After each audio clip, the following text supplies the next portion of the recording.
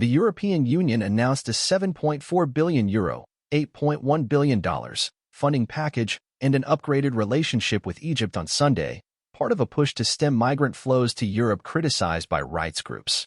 The agreement lifts the EU's relationship with Egypt to a strategic partnership and was unveiled as a delegation of leaders visited Cairo. It is designed to boost cooperation in areas including renewable energy, trade, and security, while delivering grants, loans, and other funding over the next 3 years to support Egypt's faltering economy. Effectively on the front line. The proposed funding includes €5 billion in concessional loans and €1.8 billion of investments, according to a summary published by the EU. Another €600 million would be provided in grants, including €200 million for managing migration. Such deals were the best way to address migratory flows, said Italian Prime Minister Giorgia Meloni, who traveled to Cairo alongside EU Commission President Ursula von der Leyen, the Greek, Austrian, and Belgian prime ministers, and the Cypriot president. European governments have long been worried about the risk of instability in Egypt, a country of 106 million people that has been struggling to raise foreign currency and where economic adversity has pushed increasing numbers to migrate. Inflation is running close to record highs and many Egyptians say they struggle to get by. Over the past month, however, financial pressure has eased as Egypt struck a record deal for Emirati investment, expanded its program with the IMF, and sharply devalued its currency. Diplomats say Egypt's strategic importance has been underscored by the war in Gaza, where Egypt is trying to mediate between Israel and Hamas and increase deliveries of humanitarian aid, and by the conflict in neighboring Sudan, which has created the world's biggest displacement crisis. Speaking alongside Egyptian President Abdel Fattah al-Sisi, von der Leyen said it was critical to rapidly reach a Gaza ceasefire deal.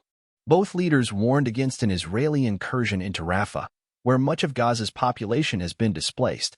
Egypt says it has lined up a total of $20 billion in multilateral support after increasing its loan and economic reform program with the IMF.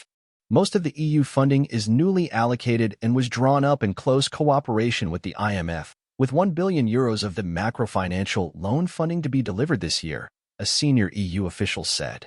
The remaining €4 billion are subject to approval by the European Parliament, the official added. Crossings via Libya. Egypt largely shut off irregular migration from its north coast in 2016, but more recently there has been a surge in Egyptians trying to cross to Europe via Libya, and the EU is already providing support aimed at reducing those flows. In recent months, the Greek islands of Crete and Gavdos have seen a steep rise in migrant arrivals, mostly from Egypt, Bangladesh, and Pakistan. We must prevent the opening of new migration routes, and we will work very closely with Egypt to ensure that this will be achieved, said Greek Prime Minister Kyriakos Mitsotakis, adding that both countries would try to open up legal pathways on migration.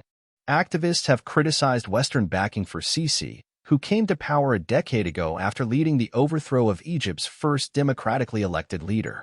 A crackdown has swept up dissidents from across the political spectrum, while the state and the army have extended their grip on the economy, which businesspeople and analysts say has impeded structural reforms demanded by the IMF. Sisi's backers say security measures were needed to stabilize Egypt and pave the way for providing social rights such as housing and jobs.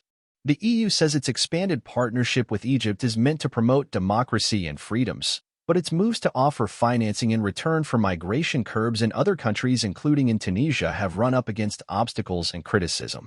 The blueprint is the same as the flawed EU deals with Tunisia and Mauritania. Stop migrants, ignore abuses, Human Rights Watch said.